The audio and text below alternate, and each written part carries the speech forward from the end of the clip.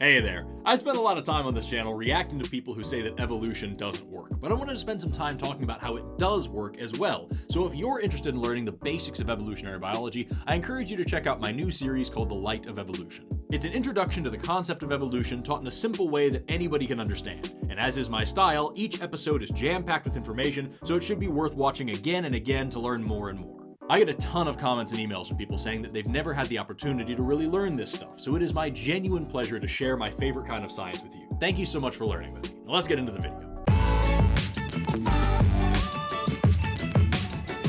Today, we're going to be taking a look at this video called Evolutionists Go Crazy When Christians Say This, from Answers in Genesis. When I saw the title of this video, I immediately knew that I had to talk about it, because not only is it obvious clickbait, but it has the word evolutionists in there, which is always fun. Plus, it's from Answers in Genesis, who are an absolute goldmine for hysterical nonsense. Also, full disclosure, I really wanted to promote that new series on evolution, and what better way to do it than with a video that's gonna drive all the evolutionists crazy? But before we are all driven mad by the unassailable genius of Ken Ham, I want to take a second to thank my patrons on Patreon and the sponsor of today's video, NordVPN.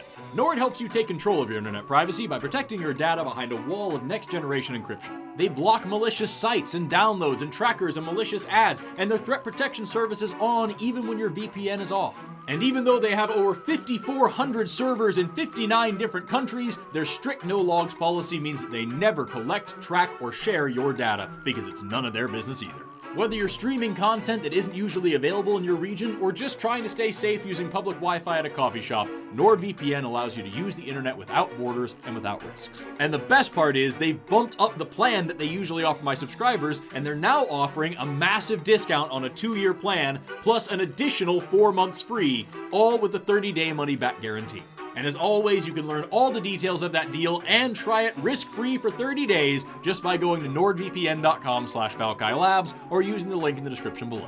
Oh, and did I mention that one account covers up to 6 different devices? You could protect every single screen in your home with one single account, and if you don't like it, you just cancel within 30 days and you get your money back. It's a zero-risk, massive reward situation, and you can learn more about it at nordvpn.com/ValkaiLabs. And now, without further ado, let's let Ken Ham drive us crazy.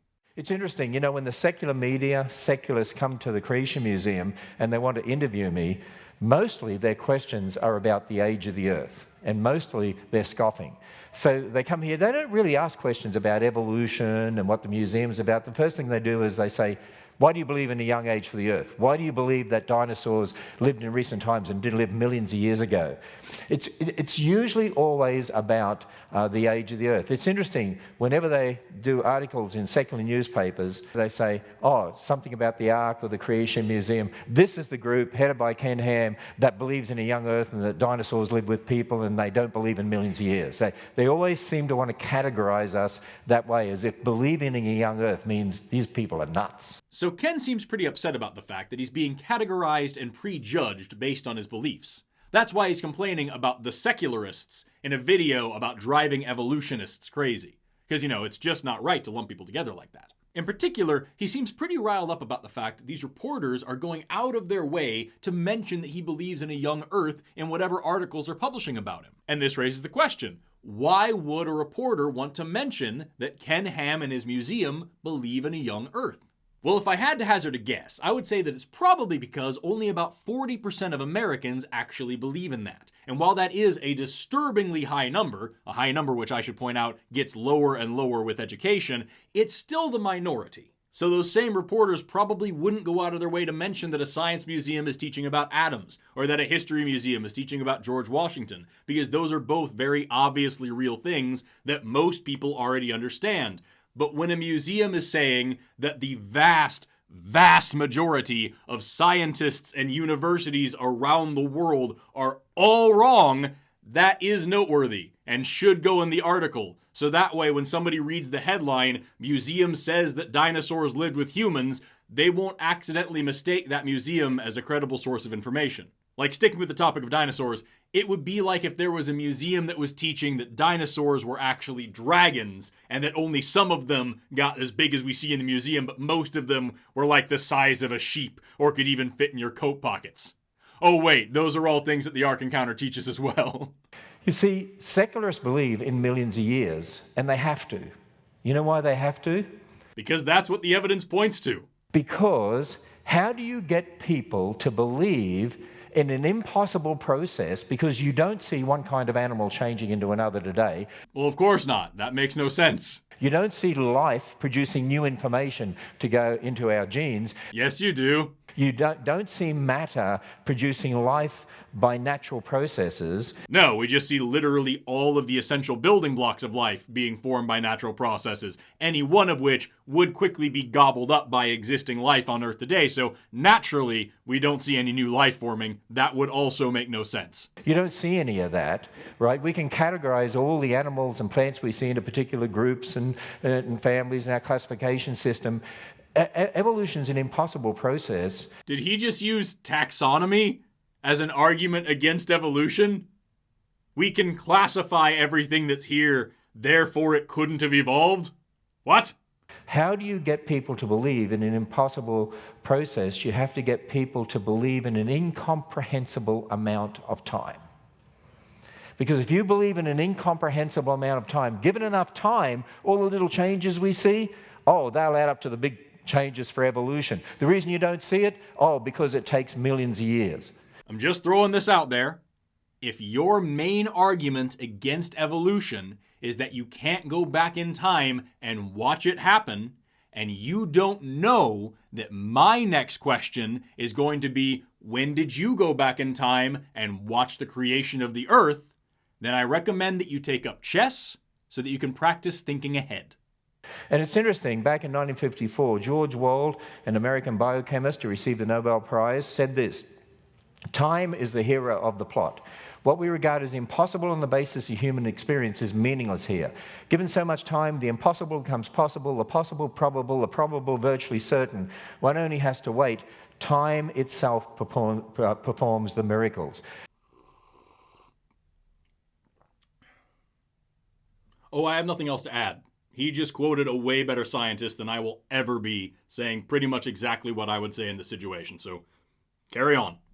And so, really, for the secularists, time is one of their gods because it performs the miracles. Creationists will often use this sort of religious language when referring to science. Something is our God, something is our religion, or whatever else the case may be. And there's a couple of reasons for this. Number one is because it's a lot easier for someone who's been indoctrinated into dogmatic thinking to make sense of free thought this way. The thing that I worship says this, so if you disagree, then you must worship something else that told you to disagree with me. And secondly, as I've said before, creationists like to point to science when they can twist it to validate their beliefs, but then discredit science when it goes against their beliefs. So by blending scientific and religious language like this, they can make the argument that all of our positions are faith-based, and a scientist arguing against a creationist is no different than a Christian arguing against a Hindu. It's all just a matter of belief, and that is complete nonsense. If you ask me what makes me accept that evolution is real, I would say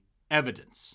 If you ask me what would make me change my mind about evolution, I would say evidence. If you ask me why I do or don't believe in anything, I would say evidence. If, however, you ask Ken Ham what would make him change his mind, well, I'll let him tell you himself. Mr. Ham, a new question. What, if anything, would ever change your mind? Well, the answer to that question is, I'm a Christian. The Bible is the Word of God. I admit that that's where I start from. And no one's ever going to convince me that the Word of God is not true. That's the difference between reason and faith. That's why it makes no sense to say that time or anything else is our God. And that's not speaking about religious scientists. If a scientist believes in God, that's fine. That's not what we're talking about. Saying that anything in science is our God or is our religion is absurdity because we question everything. We assume nothing, and we follow the evidence wherever it leads, even if it's somewhere that we don't like. People like Ken Ham can't even imagine what that's like. You can have all the time you want, but you will never find an example where matter produces brand new information to get added into the genome, because natural selection, adaptation, acts on the genetic diversity already present in living creatures. You never see new information being generated to evolve one kind into another. You can have all the time in the world, and you'll never see matter generating an information system and a language system that we have in DNA.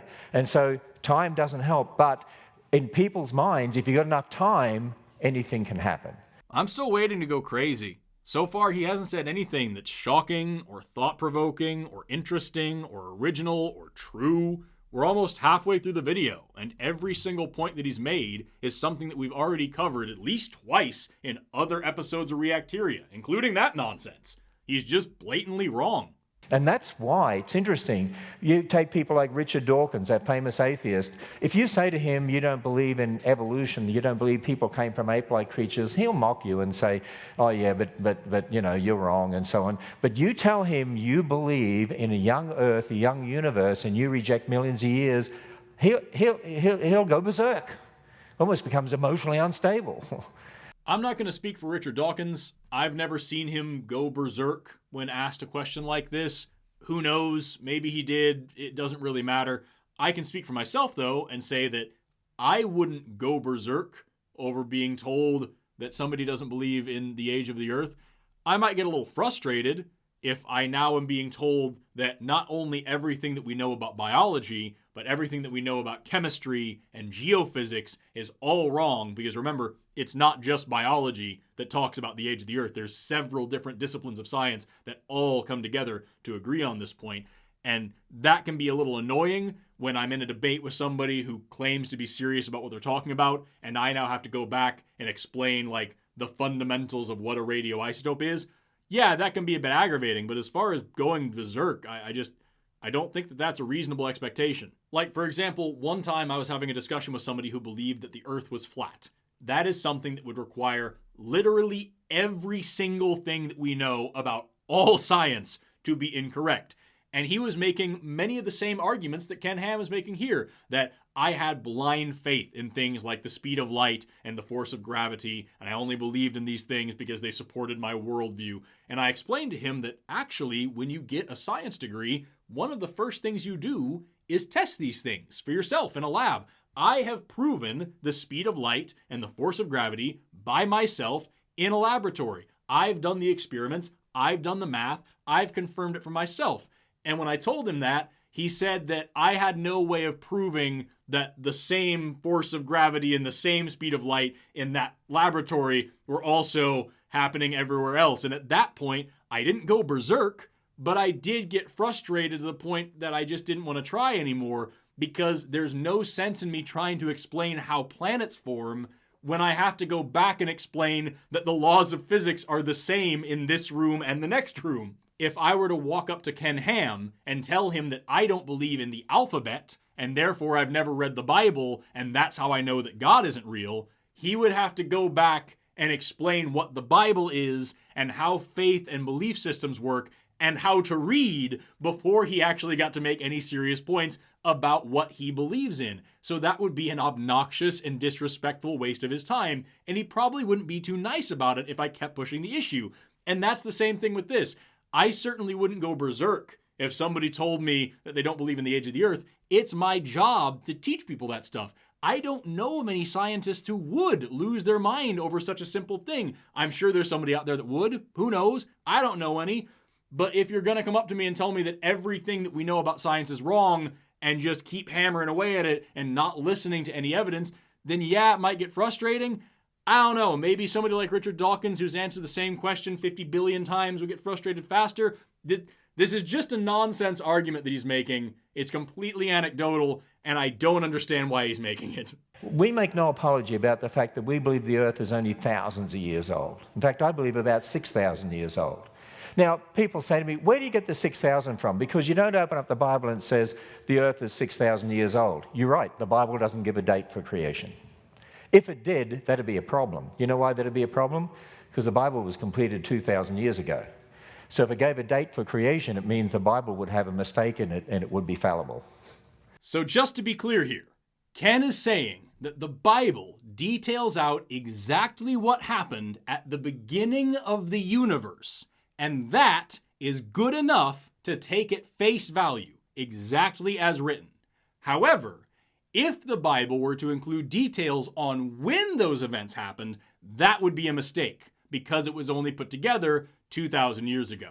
That's like saying that I can write a book about Abraham Lincoln and include all the details of his life that I want, but if I were to include the detail that he was president in 1862, that would be a mistake because I'm writing the book in 2022. You can't seriously sit here and say that your source is infallible, not in spite of the fact, but because of the fact that it lacks clear, direct, unambiguous quantitative information. That is not how sources work. But the Bible does give us a very specific history where we can actually calculate the age of the universe. The Bible tells us God made everything in 6 days. Stop right there for a moment. Herein lies a major problem. People say, but those days could be millions of years. Those days could be long periods of time. Okay, well, just put that aside for the moment. If those days really were 6 24-hour days, if God actually created in 6 24-hour days, and on day 6 he made Adam. I'm going to go ahead and skip over the rest of this part because all he does is detail out the genealogy from Adam to Jesus, and then he says that if you add together all of those lifespans, you come to 4,000 years, plus the 2,000 years since the Bible was written is 6,000 years, and then he uses that as proof that the Bible is true because it says it in the Bible, which we know is true because it has this genealogy in it, which is true because it says it in the Bible. What I do include, however, is the resolution to that beginning part where he said, what if the word day actually means millions of years? And then he says, just set that aside for a moment, and then he goes into the genealogies, and then he does come back to it. So here's the beginning and the end clip together. The Bible tells us God made everything in 6 days. Stop right there for a moment. Herein lies a major problem. People say, but those days could be millions of years. Those days could be long periods of time. Okay, well, just put that aside for the moment. So if those days are 6 ordinary days, and that history is true, then the age of the earth and the universe, starting from the Bible, is 6,000 years. That's the end of the video. I didn't edit that in any kind of manipulative or funny way. The only thing that I cut out was where he explains the genealogies, and then he says that the genealogies in the New Testament are just summaries of the ones in the Old Testament. Nothing that I took out in the middle there has anything to do with whether the word days actually means millions of years or anything like that. That whole interaction between him and himself was, what if the word days actually means millions of years? Well, set that aside for a second, because if it doesn't mean that, then the thing that I'm saying makes sense. I don't know how to provide any clearer example of confirmation bias and circular reasoning. He just used his interpretation of the Bible to validate his interpretation of the Bible, after having just said that the Bible can't have any concrete dates in it because that would go against his interpretation of the Bible, and that would mean that the Bible is wrong. Can you imagine if we did that in science? Can you imagine if I said, we know this fossil is 10 million years old because it's in a rock layer that's 10 million years old, and we know that the rock layer is 10 million years old because it has a 10 million year old fossil in it. And then if somebody said, what if the fossil isn't 10 million years old? We said, well, set that aside for a second, because if the fossil is 10 million years old, then that would mean that the fossil is 10 million years old. And that's how we know that the fossil is 10 million years old. Would you believe anything else that I had to say if that was the kind of thinking that I brought to the table? This dude is presenting this in front of a live audience and then posted it to his own YouTube channel. How is this serious? Overall, I hesitate to even give this video a science teacher challenge level because it wasn't a challenge. It was just a man rambling and complaining about how he thinks secularists behave when he talks about his favorite interpretation of an infallible book that's been translated into over 1,500 languages, revised several thousand times, and comes in several dozen versions. Like, I guess I can give it a 1 out of 10 because that's the lowest that I give anybody who at least articulates their point, but I'm tempted to even take that away because I was supposed to go crazy and all I got was bored, and now I just feel cheated. Like, you know when your phone lights up and so you grab it because you think you have a text message, and it turns out that it was just a notification telling you that you've used too much data this month. That's how this made me feel. Like, I'm not mad. I'm certainly not crazy. I'm just slightly more disappointed than I was a second ago, and I will very quickly forget about it. I give this video that out of 10. And with that, I'm Forrest Valkai. Thank you so much for watching, liking, commenting, subscribing, and all the other stuff you do here on YouTube. Please exit through the gift shop on your way out, pick up one of these sweet t-shirts. Don't forget to go watch the Light of Evolution series, because episode 3 comes out soon and you want to be caught up. Have an awesome rest of your day, and never stop learning. Bye-bye!